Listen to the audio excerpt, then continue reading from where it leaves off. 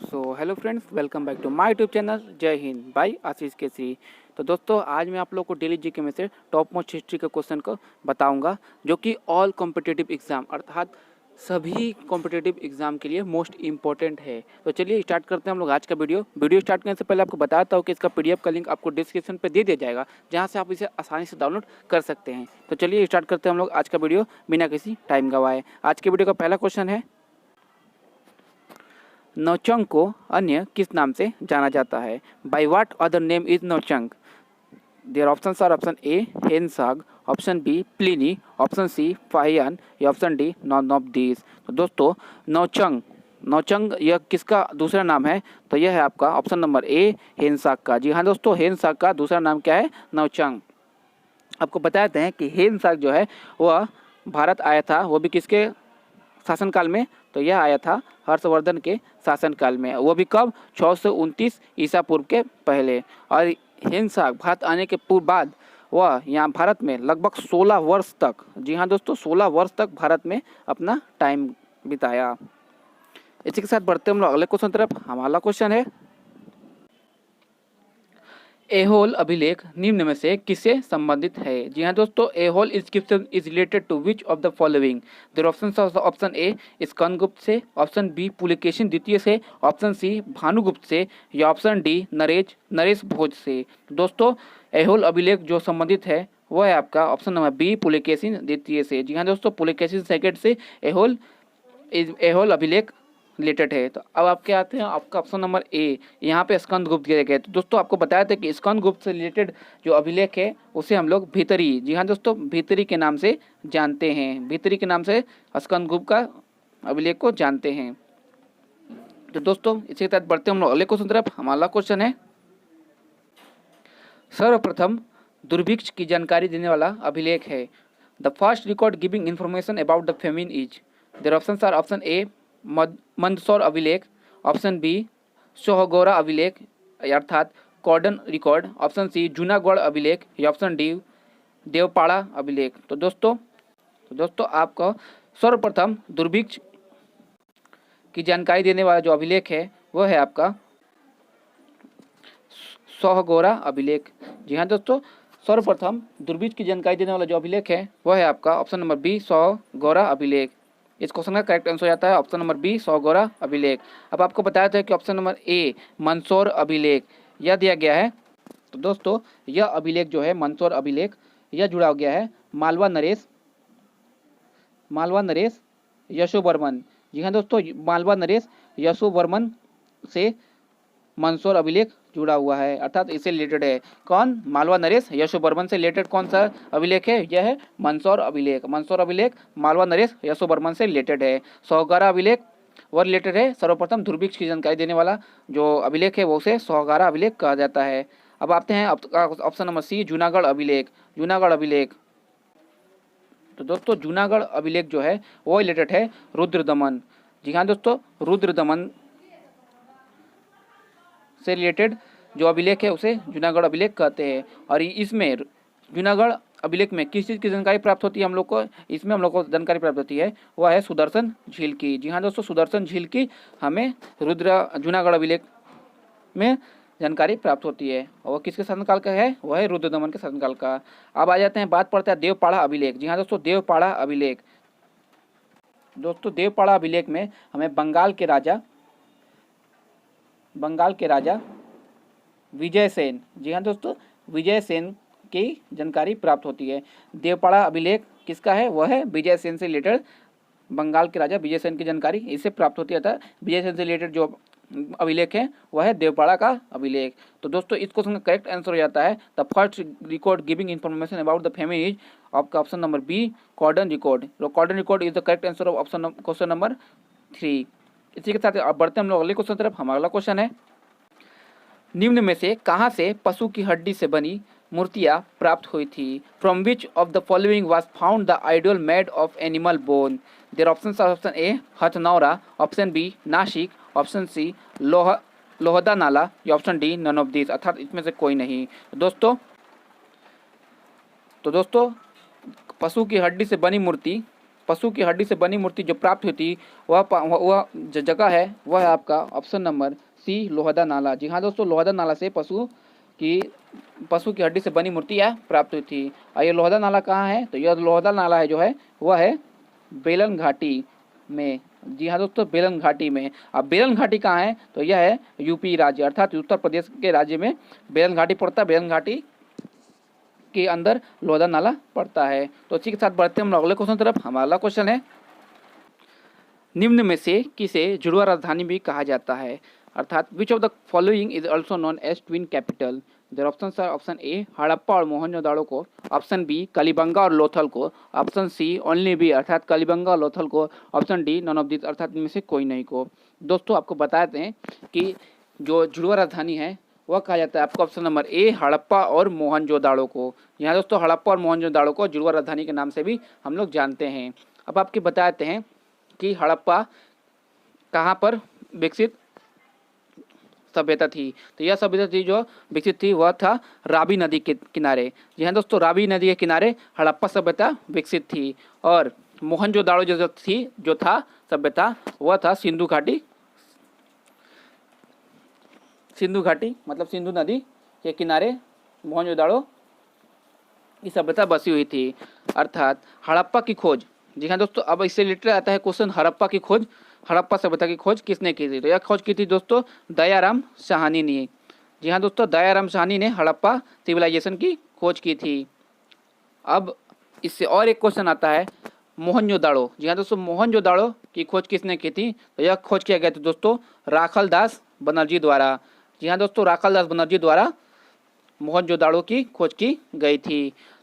इस क्वेश्चन से हम लोग को 5 क्वेश्चन पता चलता है। पहला ये कि यह जुड़वा राजधानी कौन कौन है, इनमें से कौन कौन है? तो ये है आपके हड़प्पा और मोहनजोदाड़ो। दूसरा ये कि हड़प्पा किस नदी के किनारे हड़प्पा सिविलाइजेशन किस नदी के किनारे बसा हुआ था? तो यह बसा हुआ था रावी नदी के किनारे। दूसरा, मोहनजोदाड़ो किस नदी के किनारे बसा हुआ था? तो वह बसा हुआ था सिंधु नदी के किनारे। चौथा जो है हड़प्पा की खोज किसने किया था? वो किए थे दयाराम साहनी जी ने। और पांचवा जो है मोहनजोदाड़ो की खोज किसने किया था? तो वो किया था दोस्तों राखलदास बनर्जी के द्वारा। परंतु वर्तमान में, जी हाँ दोस्तों, वर्तमान में हड़प्पा और मोहनजोदाड़ो जो है वह वर्तमान में कहाँ पर स्थित है? तो वह स्थित है दोस्तों पाकिस्तान में। जी हाँ दोस्तों, पाकिस्तान में वर्तमान में हड़प्पा और मोहनजोदाड़ो की सभ्यता जहाँ विकसित हुई थी वह अभी वर्तमान में पाकिस्तान में स्थित है। तो दोस्तों इसी के साथ बढ़ते हैं हम अगले क्वेश्चन तरफ। हमारा क्वेश्चन है, शवों को दफनाने की प्रथा कहाँ प्रचलित थी? Where was the practice of burying dead bodies?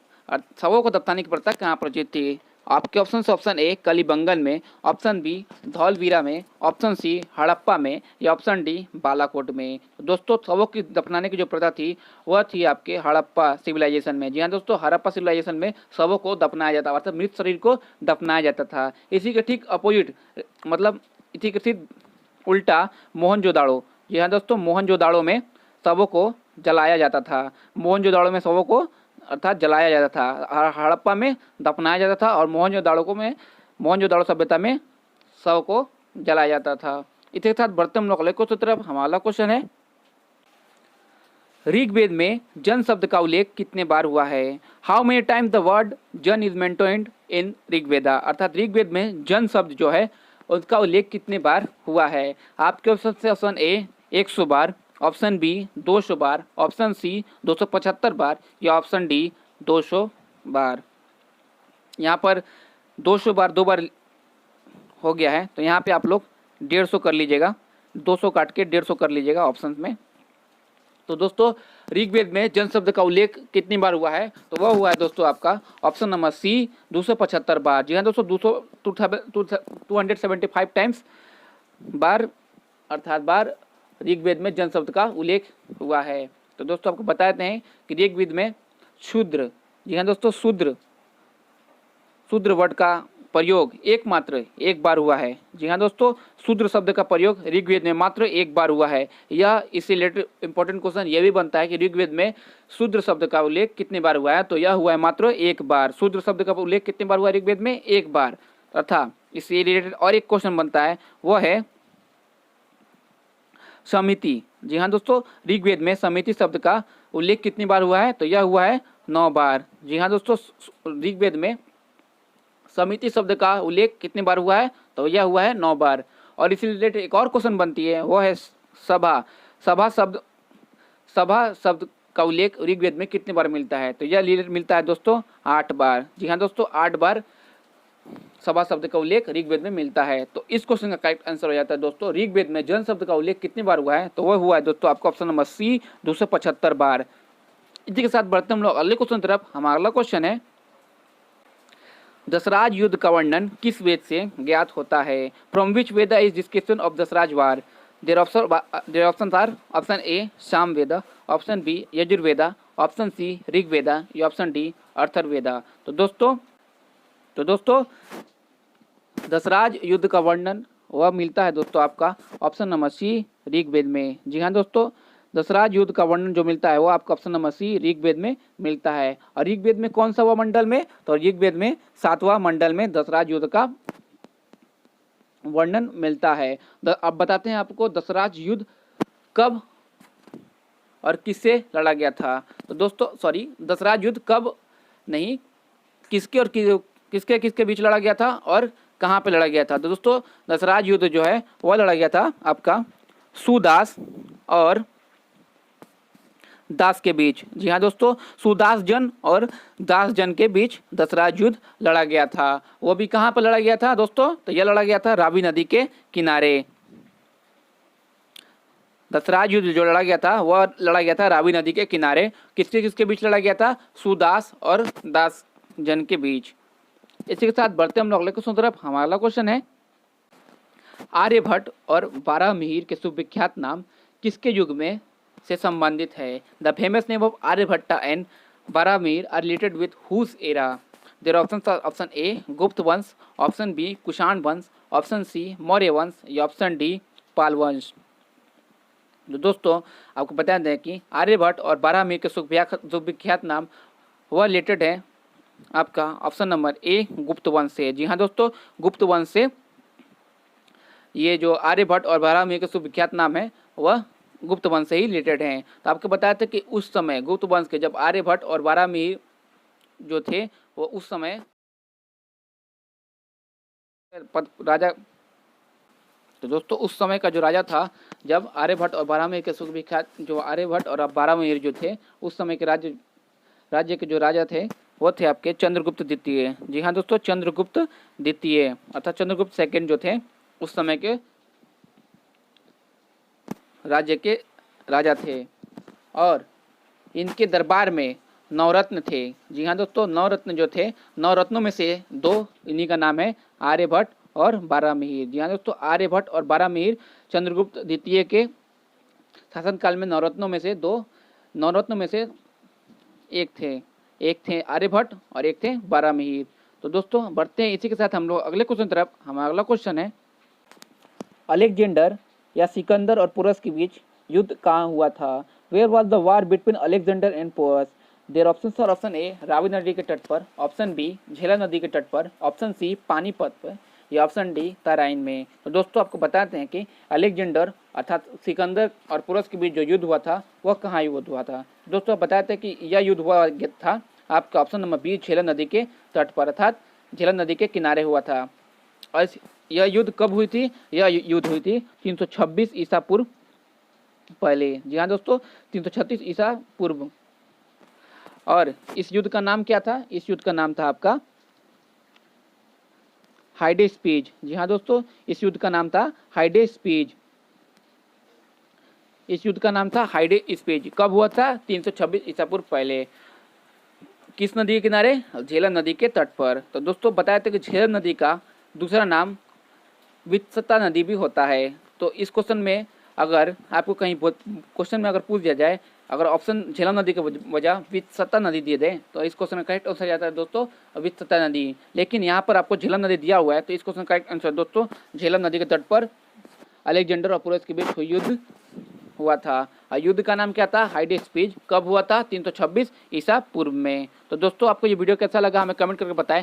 पसंद आया तो इसे लाइक करें, शेयर करें अपने फ्रेंड्स के साथ ज़्यादा से ज़्यादा, साथ ही सब्सक्राइब करें। सब्सक्राइब करते ही बेल आइकन दबाना ना भूलें ताकि वीडियो से रिलेटेड आपको नए नोटिफिकेशन मिलते रहें। इसी के साथ मैं अपना वीडियो समाप्त करता हूँ। जय हिंद, धन्यवाद।